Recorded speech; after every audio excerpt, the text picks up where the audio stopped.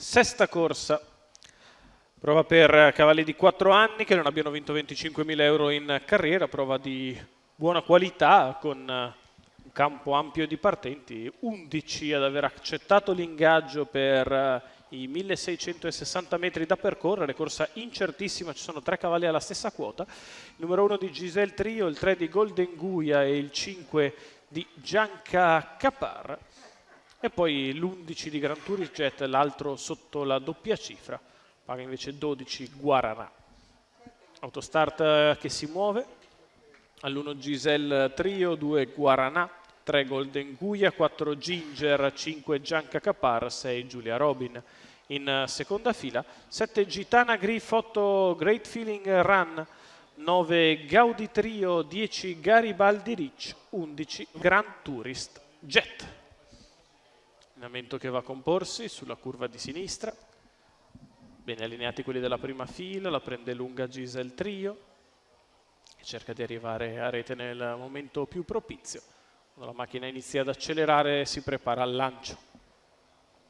Con cautela dal 6 Giulia Robin sono partiti con veloce Guaranà che contiene sia Golden Guia che Gianca Capar, la corda Giselle numero Trio. 10 Garibaldi Rich Prima curva insiste Golden Guia che cerca di passare a condurre nei confronti di Guaranà e ci riesce. Di fuori Gianca Capar, la corda è Giselle Trio, poi Giulia Robin in seconda pariglia, quindi ancora Gitana Griff in quarta posizione alla corda, è andata a fare la terza pariglia esterna Gran Tourist Jet.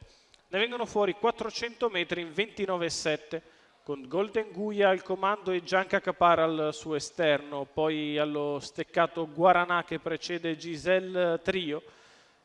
In pariglia sempre Giulia Robin a precedere Gran Tourist Jet, poi il resto del gruppo. 600 metri in 46,4, ha rallentato in maniera abbastanza decisa Manuele Casillo in salchi a Golden Guia.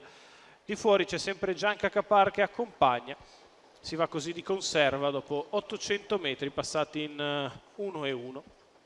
Golden Guia e Gianca Capar, poi Guaranà con accanto Giulia Robin, ancora Giselle Trio e Gran Tourist Jet, poi Gitana Griff con accanto Ginger, chilometro in 1:16,3, la mossa in mezzo alla pista da parte di Gran Tourist Jet che cerca di avanzare in terza corsia dal parziale Gran Tourist Jet che arriva al lato dei primi, provano a replicare le prime due, insiste Gran Tourist Jet quando siamo a 400 dalla conclusione, 14 la retta di là, Gran Tourist Jet ha sopravanzato Gianca Capar e Golden Guia, Gianca Capar che prova a tenere ancora le punte di dentro a Gran Tourist Jet per rientrargli quando siamo all'ingresso dell'addirittura d'arrivo, è in vantaggio Gran Tourist Jet nei confronti di Gianca Capar che prova a rientrargli, Gran Tourist in vantaggio, Gianca al suo interno, è rientrata Gianca Capar, Gran Tourist Jet che prova a insistere ma Gianca Capar vince una corsa bellissima al secondo Gran Tourist Jet, al terzo posto finisce Giselle Trio, 1:59,1,